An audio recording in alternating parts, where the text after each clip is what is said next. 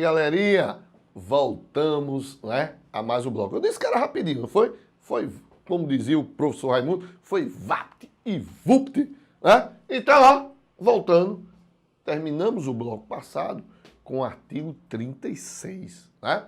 Agora nós vamos ao artigo 37. O que é que o artigo 37 diz? Ó, nas vias providas de acostamento, a conversão à esquerda e a operação de retorno deverão ser feitas nos locais apropriados. E onde estes não existirem, o condutor deverá aguardar no acostamento à direita para cruzar a pista com segurança. Preste atenção. Olha a tela. Muitas vezes a via tem um local apropriado para você fazer a operação de retorno. Aí geralmente tem o quê? Tem um semáforo, né? Com a setinha. Então você para ali, espera a setinha verde dar e você faz a operação de retorno. Mas existem alguns lugares, não é? Que não existe esse semáforo. Não existe esse local que você se desloca para fazer a operação de retorno ou a conversão à esquerda. Aí o que você faz? Geralmente, não é? Quando se diz acostamento, é porque você está falando em vias rurais.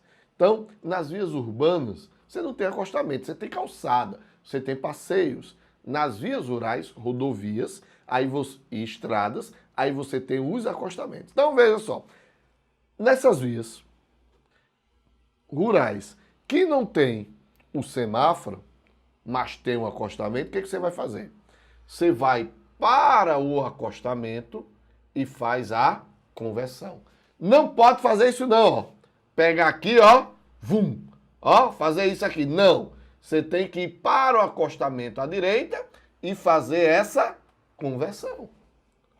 E se não fizer assim, Emanuel, ó, vum, caneta, artigo 204, anota aí, é uma infração grave, artigo 204 do Código de Trânsito Brasileiro. 38. Antes de entrar à direita ou à esquerda, em outra via ou em lotes lindeiros, o condutor deve fazer o quê? Ao sair pelo lado direito, aproximar-se o máximo possível do bordo direito, tá aqui, ó, da pista, e executar sua manobra no menor espaço possível. Então, ó, sair pelo lado direito, eu devo, ó, fazer a manobra no menor espaço possível. Ao sair pelo lado esquerdo, estou saindo pelo lado esquerdo, veja, ó, esquerdo, direito, esquerdo, direito.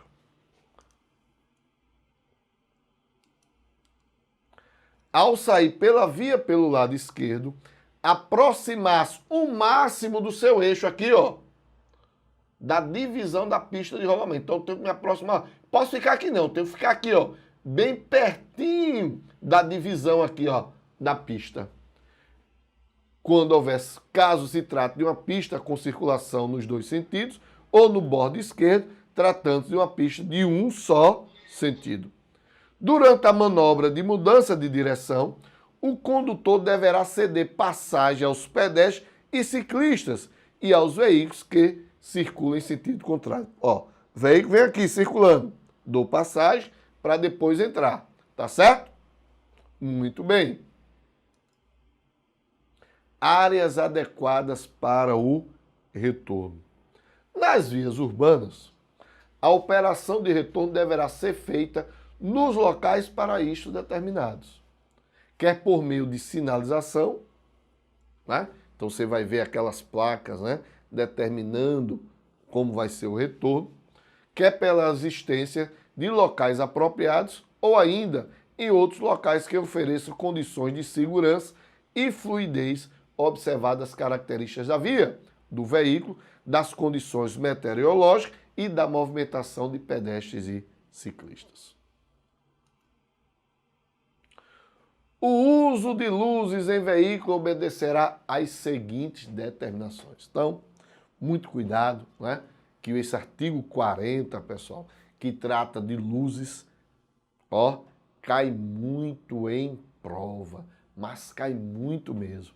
Então, além desse artigo 40 que a gente vai estudar, se liga nos seguintes artigos: 244, 250, 251 e 244, motocicletas, motonetas e ciclomotores, 250 para todos os veículos e o 251.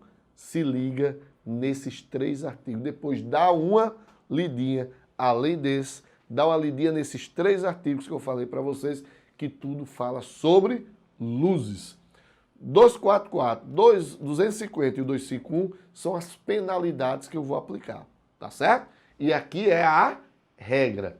Não seguir a regra, aplica o quê? 244 ou 250 ou 251.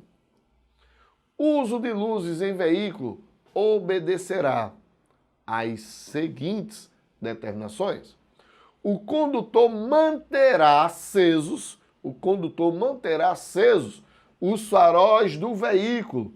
O condutor manterá acesos os faróis do veículo, utilizando luz baixa durante a noite e durante o dia nos túneis providos de iluminação pública e nas rodovias. O condutor manterá acesos os faróis dos veículos, utilizando luz baixa durante a noite e durante o dia nos túneis, ou ainda nas rodovias, né?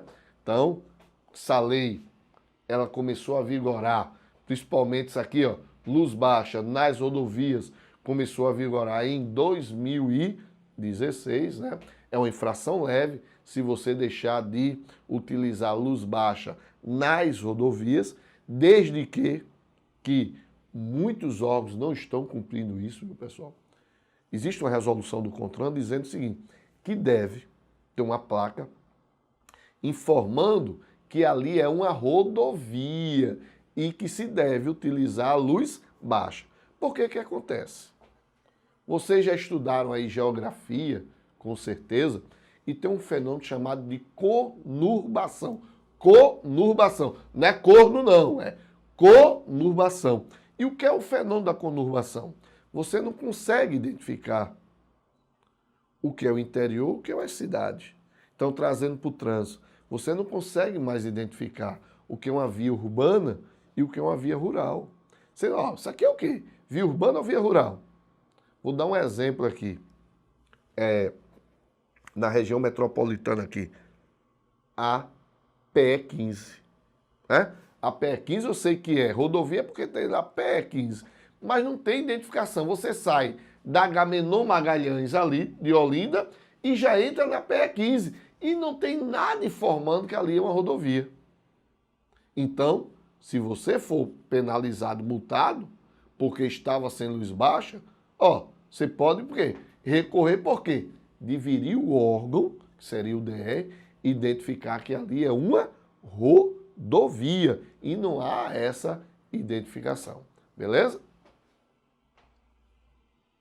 Nas vias não iluminadas, ó, portanto aqui, ó, não iluminadas, o condutor deverá usar luz alta, exceto ao cruzar com outro veículo ao seguir. Então veja, se a via for iluminada, não posso utilizar luz alta. Se a via não for iluminada, posso utilizar luz alta?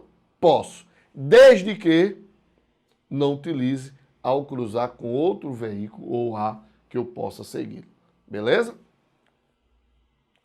A troca de luz baixa e alta de forma intermitente, não é?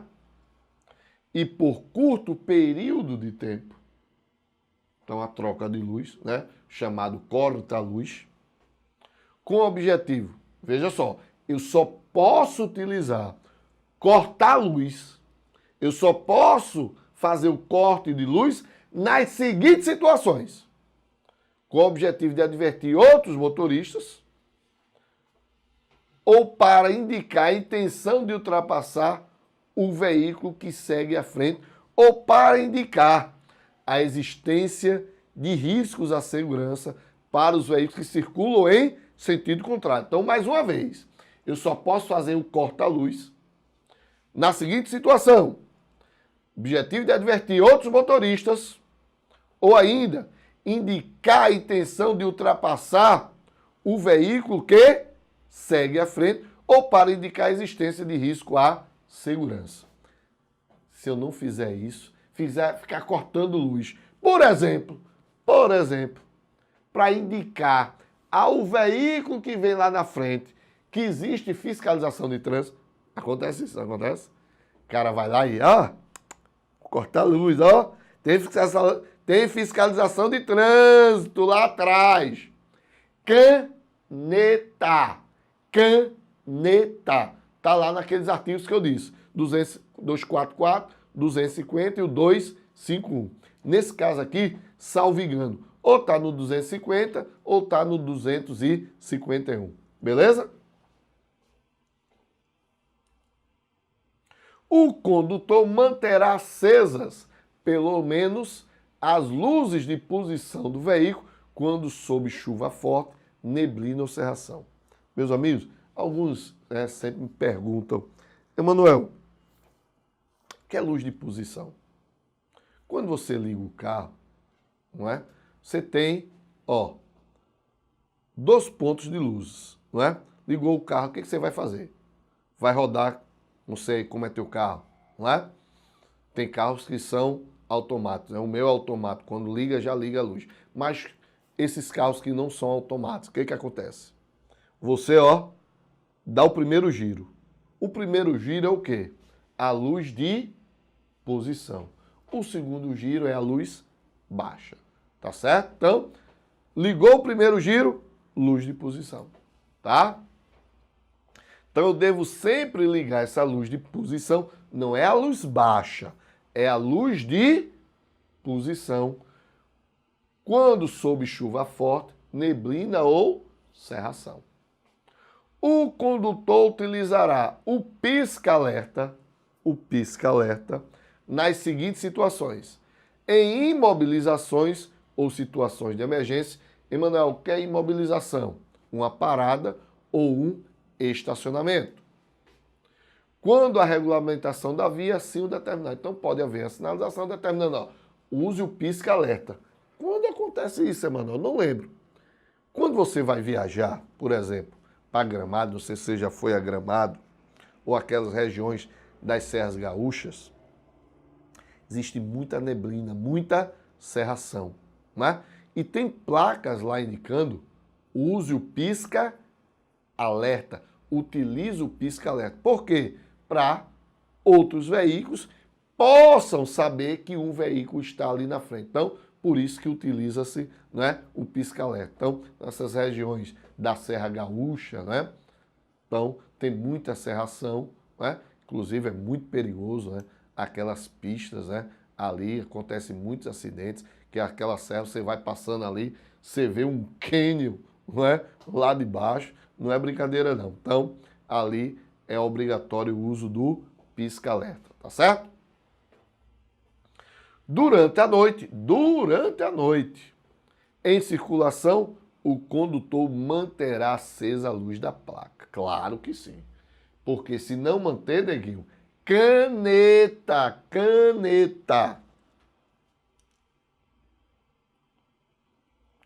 O condutor manterá acesas à noite a luz de posição quando o veículo estiver parado para fins de embarque ou desembarque de passageiros e carga ou descargas de mercadorias. O que ele quer dizer? Estacionou o veículo para embarque ou desembarque. Parou o veículo para embarque ou desembarque, não pode desligar as luzes, não. Tem que manter, no mínimo, a luz de posição do veículo. Beleza? Tranquilo? Parágrafo único. Os veículos de transporte coletivo, regular de passageiros, presta atenção nisso aqui. Quando circular em faixas próprias, a eles destinadas, E os ciclomotorizados deverão utilizar-se de farol de luz baixa durante o dia e a noite. Então, temos dois tipos de veículo. Primeiro veículo, veículo de transporte coletivo de passageiro, o famoso busão. Segundo, ciclomotores são os ciclomotores, né? São ciclomotores, são as scooters, as famosas scooters, cuja velocidade é de até 50 km por hora. Não passa disso. As scooters, chamados ciclomotores, só podem ter a velocidade de até 50 km por hora. Então, para esses veículos, primeiro, busão. Circulou em faixa própria. Exemplo, quem conhece a Caxangá aqui, na Caxangá, tem uma faixa própria para os ônibus. Então, naquela faixa própria, eles devem usar o quê? Luz. Então, ó, eles devem usar, não é a luz de posição. Nesse caso, tem que usar o quê? A luz baixa. Durante o dia ou a noite, não importa. De noite, esse busão, circulando em faixa própria, tem que utilizar o quê? Luz baixa, de dia e de noite. E os ciclomotores, não importa, é como motocicletas, como as motonetas, independe. Circulou dia ou de noite, luz baixa. Não precisa ter faixa própria para eles. Só basta eles circularem nas vias. Ciclomotores, motonetas e motocicletas devem o quê? Utilizar a luz baixa, de dia ou de noite. Não tem aqui, Emanuel, motocicletas e motonetas. Mas lá na frente a gente vai ver, quando for falar de motocicletas e motonetas, você vai ver que existe a obrigatoriedade também desses veículos, independente de dia, de hora, tem que usar luz baixa, de dia ou de noite. Artigo, a penalidade para se esses veículos não usarem luz baixa de dia e de noite, está prevista lá no artigo 244. Beleza? Tranquilo? Muito bem. O condutor de veículo só poderá fazer uso de buzina, desde que em toque breve nas seguintes situações. Então preste atenção, isso aqui é muito interessante essa situação. Porque tem neguinho, velho, que parece que a buzina, não é? É objeto de molegação. O cara não pode ver a buzina que está, ó, buzinando, sem necessidade, né? Só para molegar a peste da buzina. E não é assim, não. Então você tem regras para utilizar a buzina. Primeiro, eu só posso fazer uso da buzina desde que em toque breve. E para quê? Para fazer as advertências necessárias a fim de evitar acidentes. Para fazer as advertências necessárias a fim de evitar acidentes. Ou ainda, fora das áreas urbanas, ou seja, nas vias rurais, quando for conveniente advertir um condutor que se tem um propósito de ultrapassá-lo. Então, nessas duas situações, eu posso utilizar a buzina. Emanuel, e se eu utilizar a buzina, sem ser nessas situações, acontece o quê? Caneta. Caneta. O diretor está dizendo aqui que faz isso. Canetado. Infração leve. Né? Artigo 227 do Código de Trânsito Brasileiro. Nenhum condutor deverá frear bruscamente seu veículo, salvo por razões de segurança. Então, eu só posso frear bruscamente, né, por razões de segurança. Inclusive, não é? Existem umas infrações que estão lá previstas nos artigos 173, 174 e 175, que fala sobre essas manobras, né? Então, fala sobre pega, fala sobre cavalo de pau, fala sobre freadas bruscas, fala sobre, ó, a cantada de pneus, artigo 173, 174 e 175. Vejam lá que as infrações são pesadas, não é? Inclusive, cabendo suspensão do direito de dirigir, não é? Então, não posso frear bruscamente por livre e espontânea vontade, cantar pneus quando bem eu quiser, que tem cara que é assim, né? Tá passando com seu carro. Aí vem uma boizinha, um filezinho na parada de ônibus. Para se amostrar, ele faz o quê? Dá uma cantada de pneu para dizer, ó, tô aqui. Aí você viu, aí você faz o quê?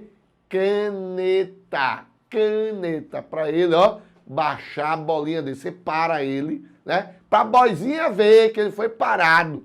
E você lá, ó, de frente pra boizinha ver que você tá, ó, canetando ele. E a boizinha rindo, ó, que babaca, que bestão, né? Caneta. Então, esses artigos são 173, 174 e 175, beleza?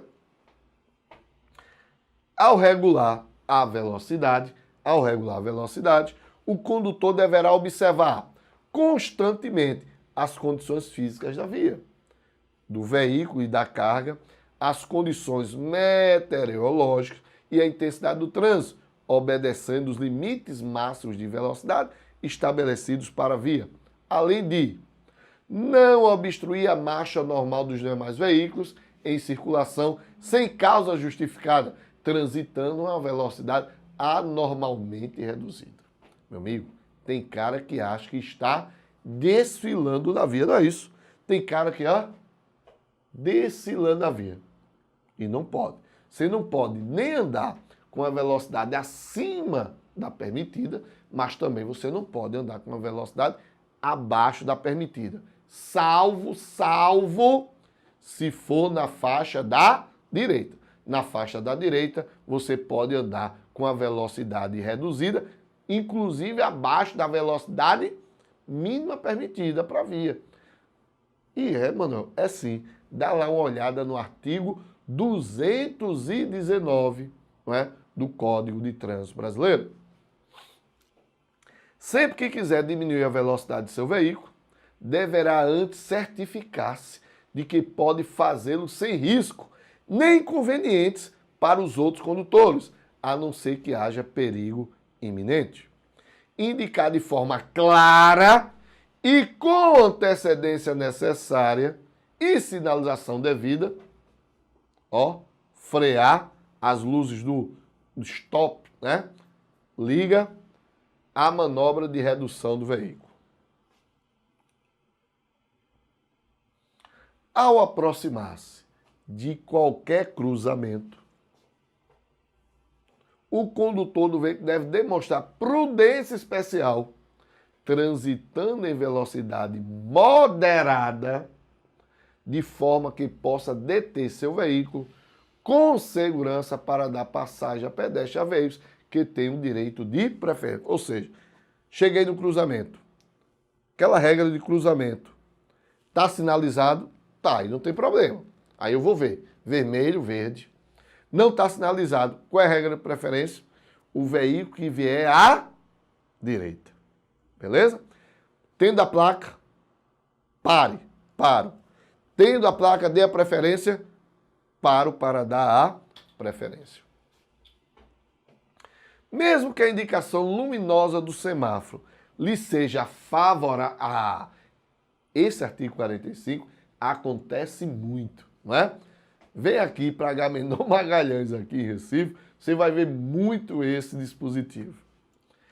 Mesmo que a indicação luminosa do semáforo lhe seja favorável, nenhum condutor pode entrar em uma interseção se houver possibilidade de ser obrigado a imobilizar o veículo na área do cruzamento, obstruindo e impedindo a passagem do trânsito. Ou seja, o que acontece muito, pessoal? Cruzamento. Aí o cara deu o veículo da frente, foi, aí ele, vou seguir. Só que o veículo da frente parou e ele ficou no meio do cruzamento, né? Ou seja, o aperreadinho. Não pode esperar, o aperreadinho. Não pode esperar. E para esse aperreadinho tem o quê? Caneta. Então, o que ele deve fazer?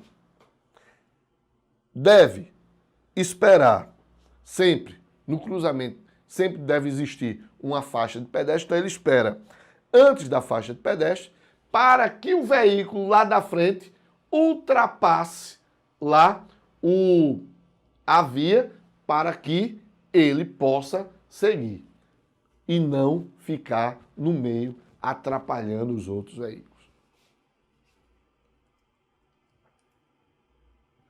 Inciso 46. Inciso 46 não, perdão. Artigo 46. Sempre que for necessária a imobilização temporária de um veículo no leito da via, em situação de emergência, deverá ser providenciada a imediata sinalização de advertência. Ou seja, carro quebrou, qual é a sinalização? O triângulo, né? O triângulo é a sinalização. Aí ele fala do CONTRAN, porque lá o CONTRAN tem uma resolução determinando a distância, não é? Que deve ter esse triângulo do veículo. E lá o CONTRAN diz nessa resolução que é no mínimo 30 metros. No mínimo 30 metros de distância. Alguém faz isso, meu diretor? Não. Tem cara que faz pior. Coloca o triângulo no para-choque. Né? Quem geralmente faz isso é ônibus. Vocês já perceberam que ônibus, quando quebra, coloca o triângulo no para-choque. Caneta, meu velho, caneta. O triângulo deve ser colocado a uma distância de no mínimo 30 metros. Agora, o que acontece? Muitas vezes você não consegue fazer isso. Né?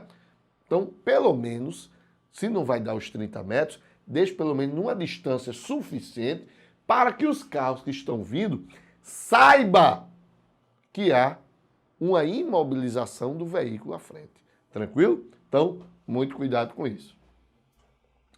Quando proibido o estacionamento na via, a parada deverá restringir-se ao tempo indispensável para embarque ou desembarque de passageiros. Preste atenção. Quer saber sobre estacionamento e parada? Artigo 47 é importante, né? O artigo 48 é importante. Artigo 49 é importante. Mas outros artigos são importantes, que são as penalidades. Quais são as penalidades? De estacionamento e parada, elas estão previstas em 2 artigos. Artigo 181, que é estacionamento, artigo 182 é parada. Além disso, você tem que ir para o anexo 1 do Código de Trânsito Brasileiro para saber os conceitos de estacionamento e parada. Eu já dei esse conceito, vou repetir. Conceito de estacionamento: imobilização por tempo estritamente necessário, imobilização por tempo superior ao necessário para embarque e desembarque de passageiros. Então, estacionamento, imobilização por tempo superior ao necessário para embarque ou desembarque de passageiros. Parada, imobilização do veículo por tempo estritamente necessário para embarque ou desembarque de passageiros. Estacionamento, imobilizei, desceu, demorou um pouquinho, desceu, subiu. Parada, desceu, subiu, desceu, subiu. Ou seja, parada rápido, dinâmico, estacionamento mais lento, tá certo? Então, a gente vai fazer o quê? A gente vai ler esses artigos que tratam de estacionamento e parada. A gente vai ver isso no próximo bloco, porque demanda um tempinho, tá certo? E nós já estamos chegando aos nossos 30 minutos.